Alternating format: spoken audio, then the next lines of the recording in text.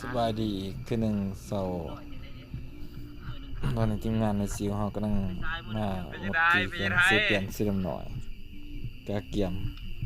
บุกกอนขนมเครื่องวันนี้ว่าแล้วกันทีมงานบนเท่ามีอยู่4 คนครับมีหน่อยคนที่ภารกิจเมียมาสบายอุปกรณ์แล้วก็มีหนายิงปลาสายดำน้ำครับไปก็คือหน้ากากเขานี่แหละหน้าดำน้ำแต่ดำน้ำเฮาแต่คนบ่พร้อมน้องว่านี่บ่พร้อมแต่ละคนเฮากาเกียมอุปกรณ์เพิ่นซีมื้อนี้สายกันสีเพิ่นเรียบร้อยเกียมสิลงก่อนหมู่เพิ่นว่าขาดมีหน่อยขาดน้องมีหน่อยปนซ้ายปนใส่ก็ล้างนักล้างหน้ากากอันดับหนึ่งของทีมอันนี้